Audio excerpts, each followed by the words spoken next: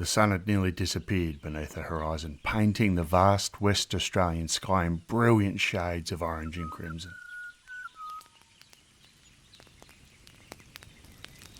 As darkness fell over the remote outback, a group of men gathered around a campfire, its flames casting dancing shadows across their withered faces.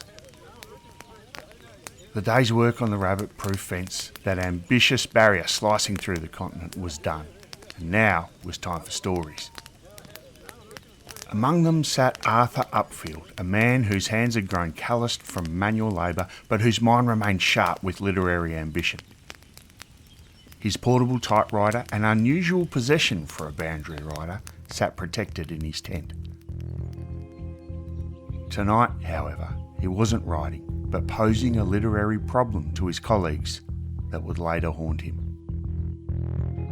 Welcome to Strewth, a podcast where we delve into the most perplexing mysteries Australia has ever witnessed. For those of you wondering about the title, Strewth is the type of word you'll hear muttered around campfires when someone's tale crosses into the unbelievable. It's an old contraction of God's truth, our way of saying what I'm about to tell you sounds like fiction, but I swear it's fact. And today's story, well, it really is a case of fact being far stranger than fiction. I'm your host, and today we're travelling to the remote goldfields of Western Australia in the 30s, where an author's creative process became entangled with a series of brutal murders. This is the story of novelist Arthur Upfield, his fictional detective Napoleon Bonaparte, and a man named Snowy Rolls, who allegedly turned Upfield's fictional perfect murder into a horrifying reality. Imagine sitting around a campfire in the vastness of the outback, discussing with fellow workers how to commit the perfect crime, as a thought experiment for a novel you're writing. Then imagine discovering that one of those listeners has taken your carefully crafted fictional murder method and used it to kill 3 men. This extraordinary case raises chilling questions about the relationship between imagination and action, between fiction and reality. It's a story of gold, greed, and the vast emptiness of the Australian outback, where men can vanish without a trace, where secrets can be buried in the endless red soil, and where a writer's words can have deadly consequences.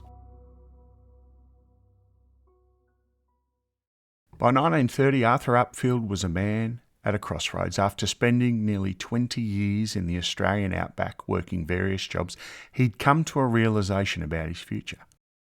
I was getting nowhere, he would later write, and my only talent was writing, through which I might reach a standard of life more fitting to the growing years and responsibilities. His current position as a boundary rider for the Western Australian government involved patrolling 163 miles of the rabbit-proof fence from Camel Station down to the town of Burracoppin. This immense barrier, one of the longest netted fences in the world, had been erected in the early 1900s to keep wild rabbits out of farmlands on the western side of Australia. Every month, Upfield, and plenty of men just like him, walked or rode along the length of the fence, clearing fallen trees, replacing rotten fence posts and repairing damage to the netting. It was demanding solitary work, but it provided Upfield with something invaluable, an intimate knowledge of the Australian landscape and its people, both European and Aboriginal. This deep understanding had already begun to inform his literary endeavours, with his first novel, The House of Cain, published in 1929. The book told the story of an innocent woman convicted of murder and sentenced to hang, who was rescued from jail by a gang of thieves and taken to a remote outback location, serving as a refuge for murderers.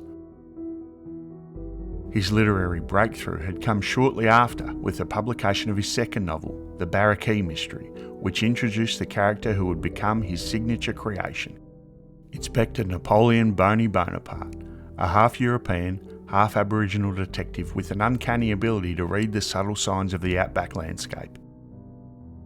By the end of 1930, Upfield had completed a third novel and was already working on his fourth. This new work, which would eventually be titled The Sands of Windee, was to be another bony mystery, but with a challenging twist. The detective would need to establish that a murder had occurred without the presence of a body, determine the method, and ultimately identify the killer. It was an ambitious premise that would test both Boney's skills and Upfield's ingenuity as a writer. However, the concept had quickly run into a practical problem. Upfield couldn't devise a method for his fictional murderer to dispose of a body without leaving any trace. The solution needed to be accessible to an ordinary person in the outback, using only readily available tools and materials. Faced with this creative challenge, Upfield regularly shared his plot problem with the gathered men around the campfire. Night after night, as the flames danced against the star-filled outback sky, he would return to his literary dilemma, like a dog with a bone. How could his fictional murderer make a body disappear so completely that even the brilliant Detective Inspector Bonaparte would struggle to prove a crime had occurred? The men listened with varying degrees of interest as Upfield explored different possibilities. Some suggested dropping the victim down a mine shaft, others proposed weighted burial in a swamp. But each suggestion had flaws, evidence that could be discovered, remains that could be found. The perfect murder remained frustratingly elusive. Then, on one such night, came George Ritchie's response, delivered with an immediacy that should have been unsettling. When Upfield posed the problem one October evening in 1929, his friend Ritchie didn't hesitate, didn't pause to think. His answer came swift and detailed. Burn the body with firewood and animal carcasses. Sift the ashes meticulously for metal fragments, dispose of any jewellery or buckles down a well, grind the remaining bone fragments to powder, and scatter the dust to the wind. The specificity was chilling. This wasn't the fumbling speculation of a man thinking aloud. It was the methodical recitation of someone who had clearly given the matter considerable thought. As one later analyst would observe, Ritchie spoke as though he'd been thinking about killing someone and getting rid of evidence for a while. In the flickering shadows beyond the fire's reach, John Thomas Smith, the man they knew as Snowy Rolls, listened intently to every word. While the other men might have dismissed Ritchie's response as macabre creativity, Rolls absorbed the details with a different kind of attention. His fair hair caught the occasional glint of firelight as he leaned forward, but his expression remained hidden in the darkness. Unknown to the others, Rolls carried secrets that made Ritchie's fictional method far more than academic interest. As an escaped convict living under a false identity, he understood better than most the value of making inconvenient people disappear. And as Ritchie continued to elaborate on his disposal technique, the precise burning times, the importance of thorough sifting, the need to pulverise every fragment of bone, Rolls filed away each detail with the careful attention of a man who might one day have cause to use them.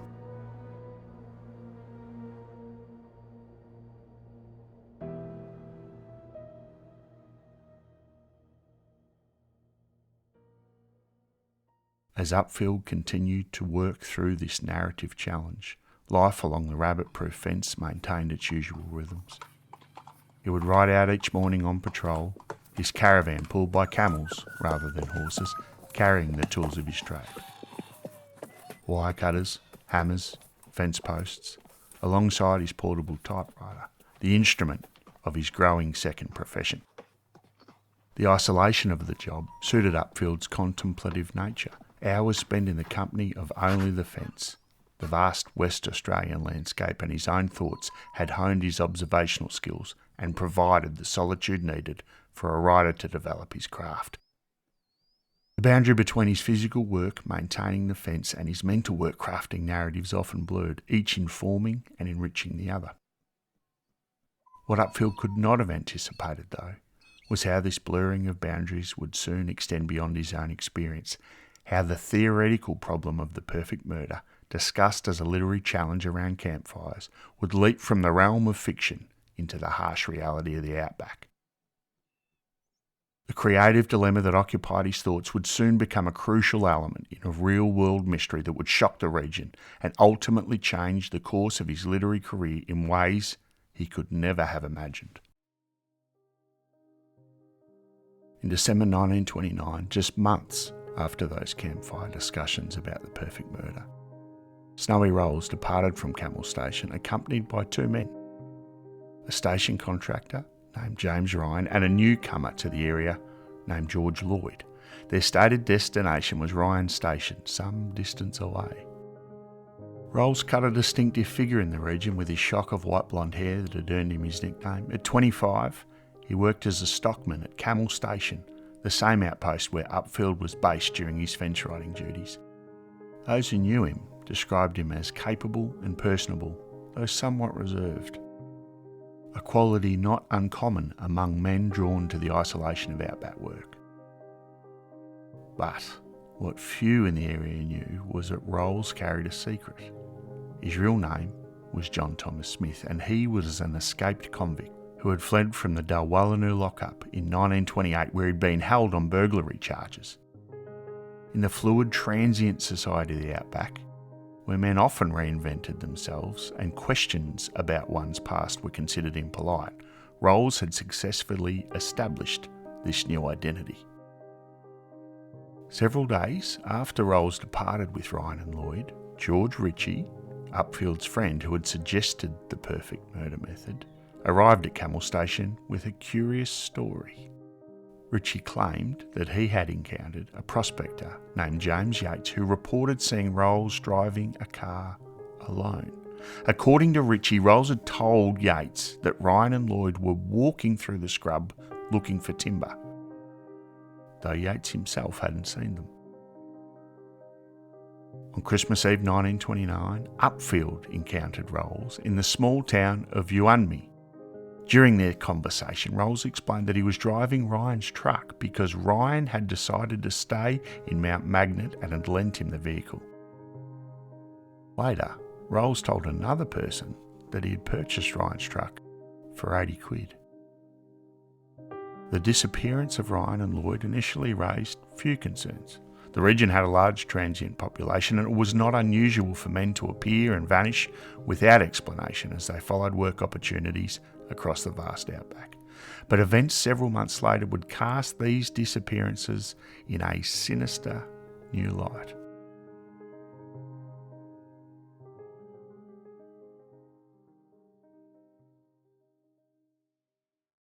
In May 1930, a New Zealander named Lewis Carron, who had been working at Widgie Station, quit his job and left in the company of Rolls. At Painesville, a mining town east of Mount Magnet, witnesses observed Rolls cashing Carron's paycheck. When Carron's friends sent a reply-paid telegram to Rolls at Uunmi inquiring about Carron's whereabouts, Rolls never responded. Unlike Ryan and Lloyd, whose disappearances had gone largely unremarked, Carron's absence quickly triggered concern. He had maintained regular correspondence with friends and family back home, making his sudden silence conspicuous.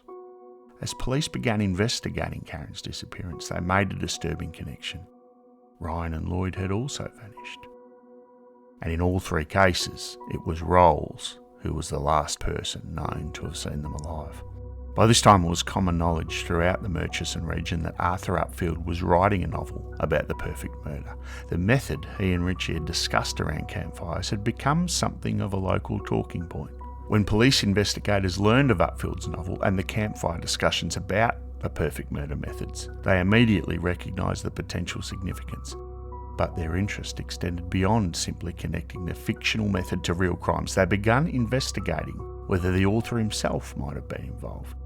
Arthur Upfield soon found himself in the uncomfortable position of being questioned by detectives. Had his discussions with Rolls been more extensive than he'd initially revealed? Was there any financial relationship between them? Could the struggling author have provided more than just theoretical advice? The investigation into Upfield was thorough, but ultimately brief. His cooperation with authorities, his documented presence elsewhere during the murders, and the testimony of multiple witnesses who had heard the campfire discussion all supported his innocence. Most importantly, he had no motive. He didn't know the victims, had no financial interest in their deaths, and had openly discussed the murder method with numerous people, hardly the behaviour of someone planning to use it for actual crimes. Nevertheless, when the case came to trial, the Crown prosecution would make a startling allegation. As Upfield would later write in his defence, "Although I did not provide Rolls with a motive, and in no way an accessory before or after the fact, the Crown alleged that I did provide him with a method of destroying the bodies of the victims." Acting on this information, they organised a search focused on areas associated with Rolls's movements. Near the 183-mile hut along the rabbit-proof fence, they discovered evidence of a large fire. Sifting through the ashes, they found remnants of a human body. Fragments of bones and pieces of skull later identified as belonging to Lewis Curran. Among these grim discoveries was a wedding ring that was positively linked to Curran through identification by both the jeweller in New Zealand who had made it and Curran's spouse. The evidence suggested that Rolls had indeed attempted to employ the perfect murder method described by Upfield and Ritchie, but had made a crucial error. He had failed to thoroughly sift through the ashes for metal objects and bone fragments. This oversight, this deviation from the literary method, had left behind the very evidence that now implicated him in Curran's death. Further investigation uncovered similar fire sites at Charlie Bore near Ryan's camp. From these ashes, investigators extracted the eyelets of boots and metal parts of an accordion similar to the one that Lloyd had owned. They also found fragments of bones, though these were so small that experts were unable to determine whether they belonged to humans or animals. The question arose, why would someone burn boots, clothing and an accordion unless they wished to destroy evidence of vital importance? These items would normally be discarded if broken or worn out, not meticulously destroyed by fire. The presence of multiple fire sites, each containing personal items that could be linked to the missing men, painted a disturbing picture of methodical elimination. Both the 183-mile hut and Charlie Bore were strategically advantageous locations for concealing such activities. These sites routinely saw the burning of kangaroo carcasses, resulting in substantial piles of ash and animal remains that could help camouflage human remains.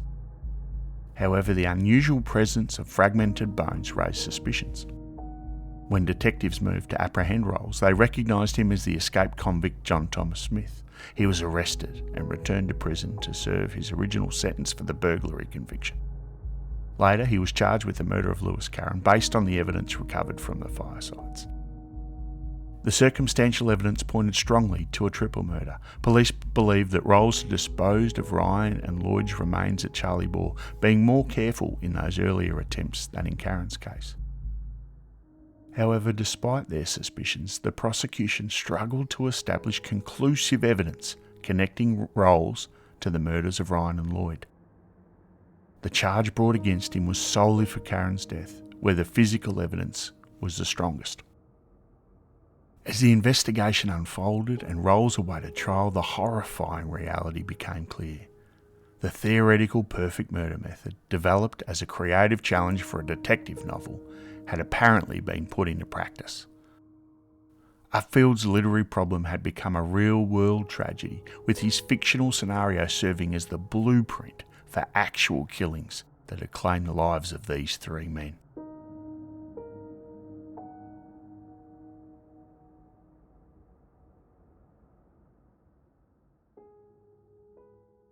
The Supreme Court in Perth stood as a monument to British colonial justice, all sandstone gravity and imposing columns designed to inspire both awe and submission. The case of the Crown versus John Thomas Smith, alias Snowy Rolls, had drawn unprecedented attention. Newspapers across Western Australia hailed it as the most sensational murder trial of the decade. The unusual connection between a novelist's creative process and actual murders had captivated not just local readers, but an international media. Inside the courtroom, Rolls maintained the same composure he had shown throughout the investigation. Even as the prosecution laid out their case, he remained outwardly unaffected, his striking white blonde hair making him instantly recognisable to anyone who had seen the newspaper illustrations. The prosecution's case rested primarily on physical evidence from one murder, that of Lewis Curran. While they suspected Rolls had killed all three men, The forensic evidence for Ryan and Lloyd's death was just not there. At the 183 Mile Hut fire site, they had found Karen's distinctive wedding ring with its unique 9-carat solder repairs. Human bone fragments and personal effects provided additional confirmation. For the other 2 alleged victims, however, evidence was circumstantial. At Charlie Bore, investigators found boot eyelets and accordion parts matching items owned by the missing men, along with bone fragments so small that forensic experts couldn't definitively determine whether they belonged to humans or animals. The limitations of 1930s forensic science meant that questions would remain forever unanswered. Most compelling was how the fire sites showed clear attempts to implement the perfect murder method discussed around that campfire. The prosecution described how Rolls had been present during those discussions and how he had tried to follow Ritchie's detailed instructions. The fatal flaw, the murderer's failure to dissolve the metal fragments in acid as specified, had provided the very evidence needed to build the case against him. Arthur Upfield took the witness stand as a prosecution witness, not as a defendant, though the distinction felt uncomfortably thin. With evident distress, he described the literary problem he had faced and the discussions that had taken place as he sought a solution. The boundary rider turned novelist had found himself in the unbearable position of having potentially enabled the very kind of crime his fictional detective was designed to solve. Yet even as Upfield testified, questions lingered about George Ritchie, the man who had so readily provided the murder method. Ritchie's suspiciously detailed knowledge and quick response to Upfield's plotting problem had never been thoroughly investigated. Had the method truly been improvised, or had it come from darker sources? Rolls's defence maintained his innocence throughout the trial.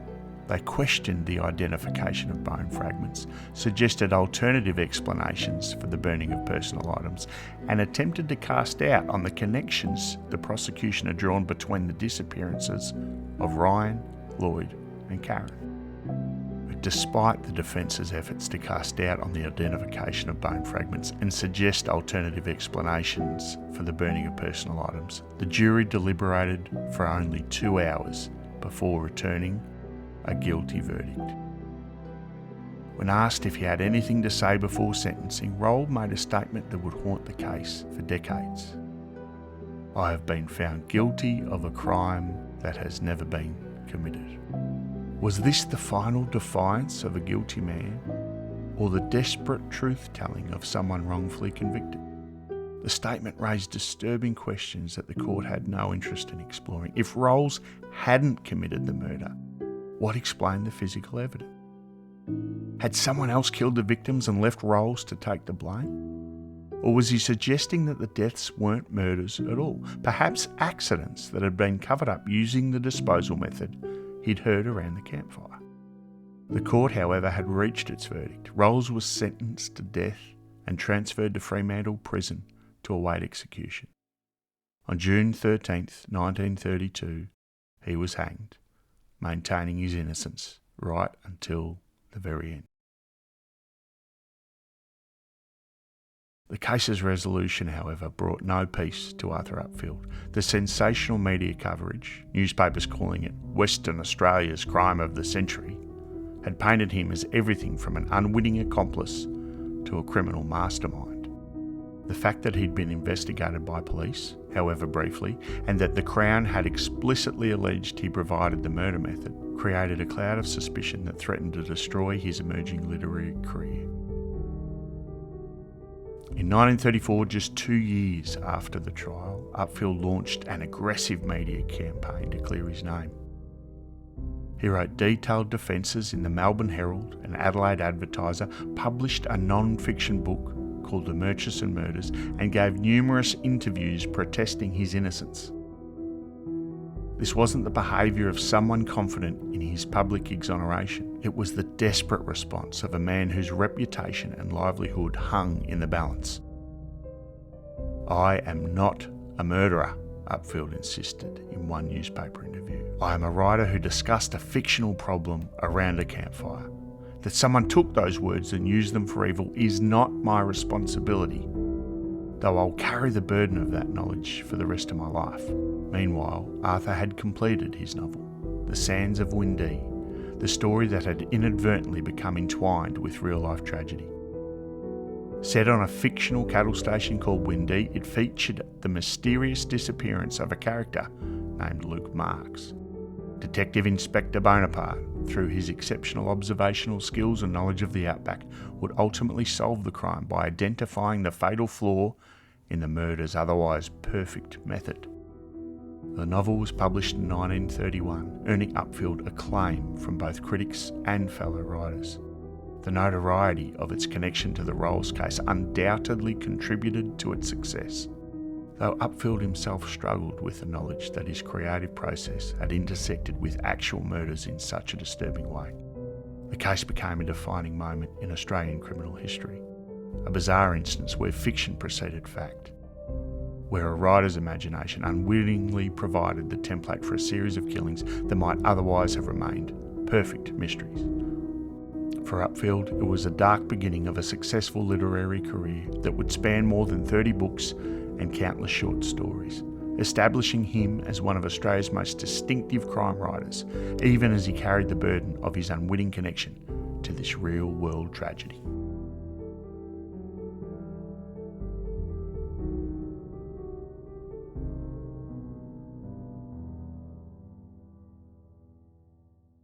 Decades later, as historians began re-examining the Murchison murders with fresh eyes and access to previously sealed documents, a more disturbing picture emerged. The case that had captivated the world as a unique instance of fiction inspiring reality might have been something far more sinister, a cover-up for colonial violence that reached into the highest levels of Western Australia's establishment. In 2018, researcher Bill Casey uncovered evidence suggesting that the perfect murder method hadn't originated from George Ritchie's imagination at all, but from documented police atrocities against Aboriginal people. The 1927 Wood Royal Commission had investigated systematic killings in the East Kimberley, where police had been burning bodies to destroy evidence of their crimes. Dr. D.S. Mackenzie's testimony about scientific body disposal methods, including the precise 4.5-hour burning time needed to reduce a human body to ash, had been published in local newspapers, including the Geraldton Guardian. This revelation cast George Ritchie in an entirely different light. Rather than improvising a fictional solution around a campfire, he may have been describing real techniques used by colonial authorities to conceal their crimes against Indigenous Australians. His suspiciously detailed knowledge and immediate response to Upfield's query suddenly seemed less like creative inspiration and more like insider information. If this theory was correct, then the Murchison murders weren't just about greed or escaped convicts. They were connected to the broader pattern of violence that defined Australia's frontier. The same techniques used by police to destroy evidence of massacres had been adapted by a criminal to eliminate inconvenient witnesses to his false identity. But this interpretation raised even more troubling questions. Had Ritchie been involved in the original atrocities? Was his knowledge of body disposal methods more than theoretical? And perhaps most disturbingly, had the quick arrest and execution of Snowy Rolls been designed to prevent deeper investigation into connections between the murders and official violence? George Ritchie himself had never been thoroughly investigated. Unlike Upfield, who faced police questioning and public scrutiny, Ritchie remained in the shadows, the man who provided the method but escaped examination. Contemporary accounts described him as having a quick answer, as though he'd been thinking about killing someone and getting rid of evidence for a while. Yet no detective ever explored what that thinking might have involved or where such detailed knowledge might have originated. The speed of Rolls' trial and execution, less than 2 years from arrest to hanging, also seems suspicious in hindsight. For a case of such complexity and public interest, the legal proceedings had moved with unusual haste. Had authorities been eager to close the case before uncomfortable connections could be explored? Even Rolls' final statement, "I have been found guilty of a crime that has never been committed," took on new meaning when viewed through this lens. Perhaps he hadn't been protesting his complete innocence, but rather his status as a scapegoat for crimes that had reached far beyond 3 dead prospectors in the goldfields. These questions would never be definitively answered. By the time historians began asking them, all the key players were long dead, their secrets buried as thoroughly as the victims whose ashes had scattered across the West Australian desert. The perfect crime, it seemed, might not have been the disposal of 3 murder victims. It might have been the way an entire system of colonial violence was hidden behind the compelling story of a novelist's imagination turned deadly. Arthur Upfield himself took these doubts to his grave. In his later years, he occasionally expressed uncertainty about the case that had both launched and nearly destroyed his career. "I wonder, sometimes," he confided to a friend in the 1950s, "whether we ever really understood what happened out there. The truth might be darker than any fiction I could imagine."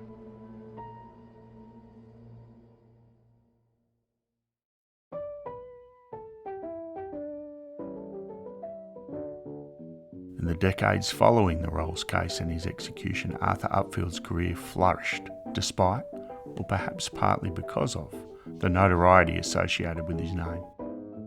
The character of Napoleon Bonaparte captured readers' imaginations, appearing in 29 novels that took audiences on journeys across the diverse landscapes of Australia, from the arid deserts of the interior to the tropical north.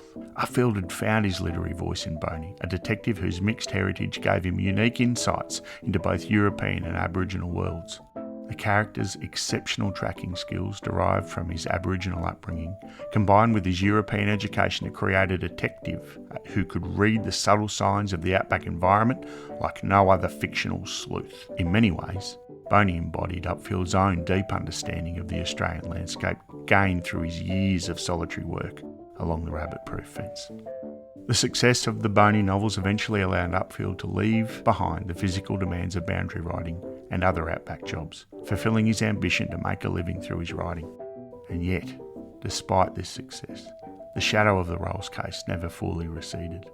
Journalists interviewing Upfield throughout his career inevitably raised the connection between the sands of Windee and the murders that had occurred in the Murchison. For Upfield, it remained a deeply uncomfortable association, a reminder that worlds conceived as fiction had somehow leaped into deadly reality, or perhaps had been rooted in deadly reality all along.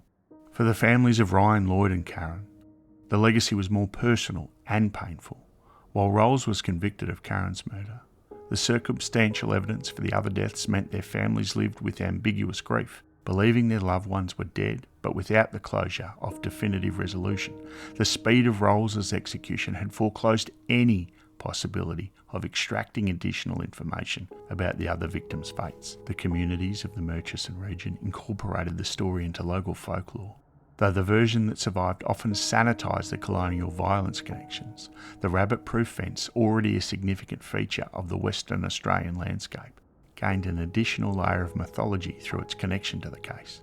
Travellers along the fence would sometimes detour to visit the sites associated with the murders, drawn by the macabre fascination that notorious crimes often inspire. The vast emptiness of the outback plays more than a backdrop role in this story. It's almost a character itself. A landscape so immense, so unforgiving, that it makes both perfect murders and perfect cover-ups seem possible. A place where bodies can burn to ash and scatter onto the wind, where evidence disappears into red soil, where uncomfortable connections between individual crimes and official violence can be buried as thoroughly as human remains. Thanks again for listening to Strewth.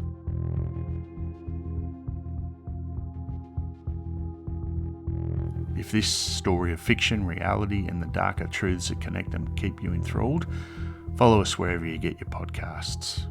Give us a rating, tell a friend, all that sort of stuff.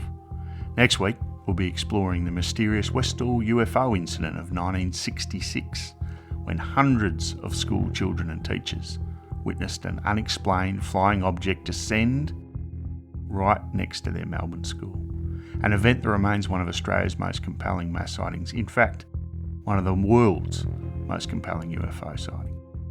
But until then, stay curious, stay questioning, and I'll catch you next time.